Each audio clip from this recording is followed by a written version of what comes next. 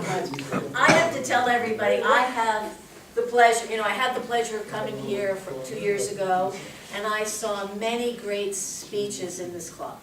There are wonderful speakers in this club. And really, so many times I thought, wow, that was great, that was great, that was great. But tonight, I have to tell you, your speech was a big wow. So many levels to your speech, first of all. The fact that one word that I think about when you give a speech that connects you to the audience is vulnerability. She used so much vulnerability in her speech. How did she start the speech? She started by saying, I'm a woman who people see as very strong, very joyous. Everybody thinks I'm the life of the party. I'm the girl who comes with the laughter, right? When they see me, they see strength, but they see laughter.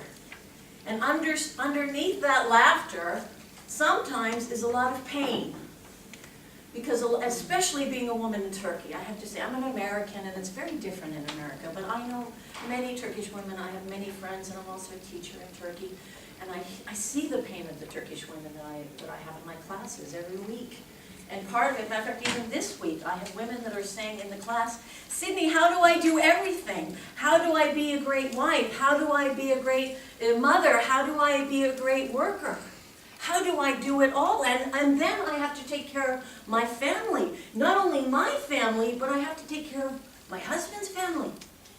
In America, we don't have that responsibility. We run away from the family. We live in California, they live in New York, it's fantastic. Really, we see them twice a year. Now we love them, we love them. We love them, but we don't see them, and we really don't have the heavy responsibility that Turkish women have. And that's how she started her speech. She said, I have a lot of responsibility. And it's hard, and people don't know that. And then she told this beautiful, gorgeous story about the tree. And there was so much depth in this story. I'm happy to talk about your story for a long time. The death and the life. And she said, if you cut the tree, the reality is, as she said, when you have death and life, they go together. Why? Because death teaches us the appreciation of life. That's the beauty of having death. We know our life is limited. So we have to do the most and the best with what we have, because it's limited. And it was very beautiful. The tree story was beautiful. Her speech was done in 3 parts. It was all beautifully done, truly beautifully done. I just want to really lastly say there's so many things I thought about your speech. It was such a pleasure to be here tonight. The only thing I would say to you is you are an advanced speaker. And you actually could pass as a native speaker. And you said you work for an American company. You made little tiny mistakes, grammar mistakes. So I would suggest to you that you speak with a native before you give presentations to make sure that those little tiny mistakes are eliminated. Because really, if those little tiny mistakes weren't there, I would think you're an American. Really, it was beautifully done, but those little tiny mistakes told me that you're speaking in a second language. But if they were not there, I would have thought you were a native.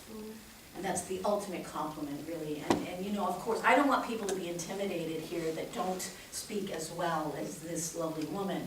Really, because this is the place, as they said, it's a laboratory where you learn. So thank you very much, and thank you for the